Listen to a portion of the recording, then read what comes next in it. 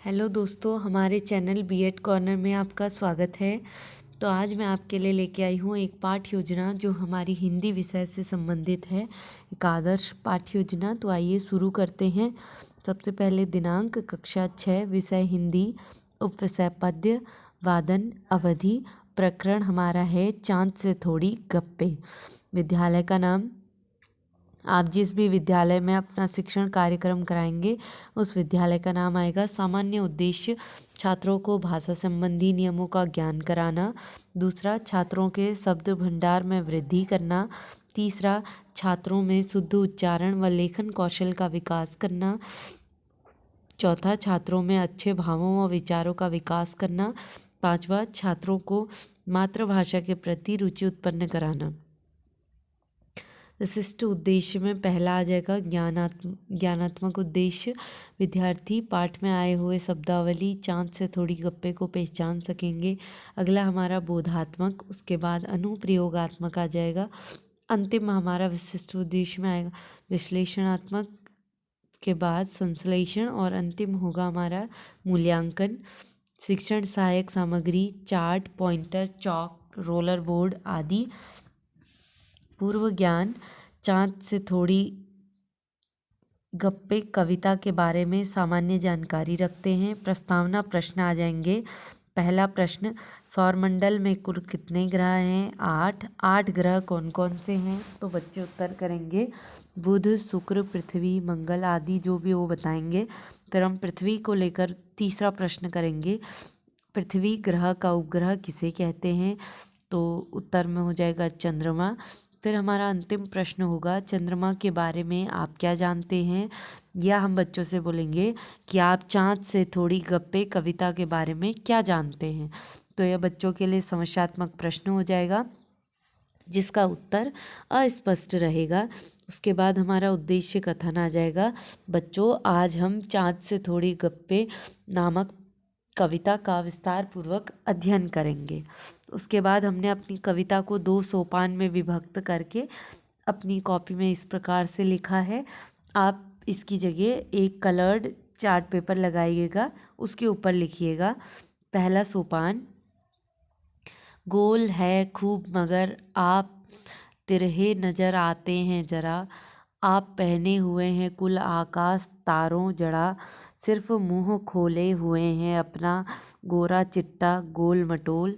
दूसरा सोपान आ जाएगा हमारा, अपनी पोशाक को फैलाए हुए चारों सिमत आप कुछ तिरहे नजर आते हैं, जाने कैसे खूब हैं जो कि वाह वाह जी वाह, हमको बुद्धि निरा ही समझा है, हम समझते नहीं हैं जैसे कि आपको बीमारी है। ये है हमारी कविता। उसके बाद हम अपनी कविता के लिए प्रस्तुतिकरण बनाएंगे जिसकी सूची इस प्रकार से बनेगी। आप ये देख सकते हैं, ये पूरी टेबल हमारी बनेगी जो 2 पेजों में आएगी। ठीक है, तो मैं आपको जूम करके दिखाती हूँ। ज़्यादा क्लियर तो नहीं है लेकिन मैं आशा करती हूँ कि आप समझेंगे। प्रथम सोपान के लिए पहले हमारी प्रस्तुतिकरण आएगी। तो प्रथम आदर्श वाचन, छात्र अध्यापक उचित लय, ताल, गति एवं स्पष्ट वाणी में ध्यानपूर्वक आदर्श वाचन कराएंगे। सभी छात्र छात्राएं ध्यानपूर्वक सुनेंगे। आदर्श विधि का प्रयोग होगा। दूसरे में उच्चारण अभ्यास, छात्राध्यापक पाठ में आए हुए कठिन शब्दों का उच्चारण अभ्यास कराएंगे, जैसे तिरहे, सिर्फ, आकाश, चिट्टा आदि। उच्चारण विधि का प्रयोग होगा। अनुकरण वाचन, छात्राध्यापक छात्रों को उचित लय, ताल एवं शुद्ध स्पष्ट शब्दों में विराम चिन्हों का ध्यान रखते हुए आदर्श वाचन कराएंगे। अनुकरण विधि का प्रयोग होगा। उसके बाद हमारा कठिन निवारण आएगा जिसमें हमारे कठिन शब्द जैसे आकाश, तिरहे, खूब, ये शब्द आएंगे। इनमें आप चाहें तो बीच में प्रविधि लिख सकते हैं, वैसे कई स्कूलों में लिखवाई जाती है प्रविधि, आप लिखिएगा।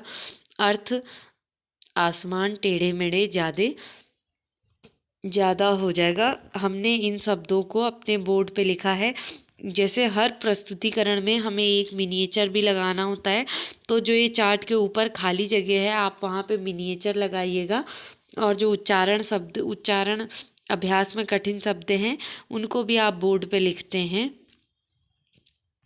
उसके बाद हमारी मौन विधि आएगी। छात्राध्यापक सभी छात्रों को मौन वाचन करने का निर्देश देंगे। मौन विधि का प्रयोग विचार विश्लेषणात्मक प्रश्न, जिसमें पहला हो जाएगा प्रस्तुत पाठ के लेखक कौन हैं, तो बच्चे उत्तर करेंगे शमशेर बहादुर सिंह। दूसरा तिरहे नज़र कौन आता है, तो चाँद आता है। प्रश्नोत्तर विधि का प्रयोग होगा।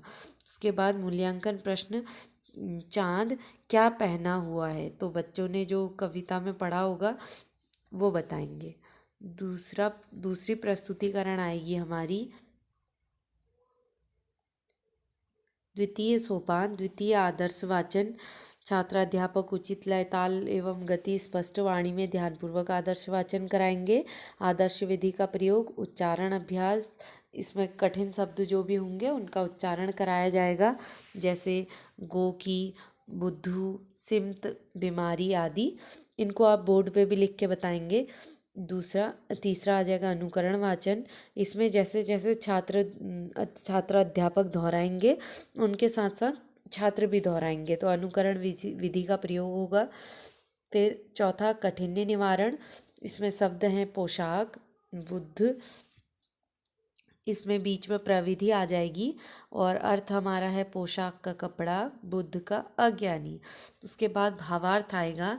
तो प्रस्तुत पंक्तियों में कवि चाँद से कह रहे हैं कि आप गोल मटोल हैं पर आप तिरहे नजर आते हैं। आप आकाश को पहने हुए हैं जो तारों से जड़ा है। आप हमें बुद्ध समझते हैं जैसे हम समझते ही नहीं कि आपको घटने बढ़ने की बीमारी है। छात्र छात्राएं ध्यानपूर्वक सुनेंगे व अर्थ ग्रहण करेंगे। व्याख्यान विधि का प्रयोग होगा इस दौरान। और हम कहानी को समझाने के लिए बच्चों को एक मिनिएचर दिखाया, तो उस चार्ट का हमने रूप अपने पुस्तिका में लगाया। इसके नीचे जो ये खाली जगह है यहाँ पे आप एक बोर्ड लगा सकते हैं, ब्लैक बोर्ड का मिनिएचर। अंतिम में हमारा आएगा विचार विश्लेषणात्मक प्रश्न। चाँद ने क्या पोशाक पहना है, तो बच्चे उत्तर करेंगे तारों से जड़ा आकाश। प्रश्नोत्तर विधि का प्रयोग। अंत में हमारा मूल्यांकन प्रश्न आ जाएगा। चाँद को क्या है, यानी कि चाँद को कौन सी बीमारी है, ये बच्चे बताएंगे फिर, ठीक है। इसके बाद हमारा लिखित एवं निरीक्षण कार्य आ जाएगा। छात्र अध्यापक सभी छात्रों को श्यामपट्ट पर लिखित कार्य को अपनी उत्तर पुस्तिका में उतारने का निर्देश देते हैं तथा स्वयं कक्षा में घूम घूम कर निरीक्षण करते हैं।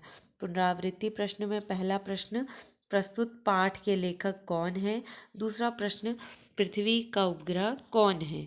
गृह कार्य में 3 प्रकार के प्रश्न होंगे, दीर्घ उत्तरीय प्रश्न, लघु उत्तरीय प्रश्न और अति लघु उत्तरीय प्रश्न। दीर्घ उत्तरीय में पहला कविता का भावार्थ लिखिए। लघु में पहला चाँद की पोशाक क्या है। दूसरा चाँद को क्या बीमारी है। अति लघु उत्तरीय में रिक्त स्थान भरिए। जो ये हमारी लाइनें हैं ये हमारी कविता की लाइनें हैं। गोल है डॉट डॉट, दूसरा है आप पहने हुए हैं डॉट डॉट। तो बच्चों ने जो कविता पढ़ी होगी उसके अनुसार वो फिल करेंगे। तो मैं आशा करती हूँ कि आपको हमारी पाठ्योजना पसंद आई होगी।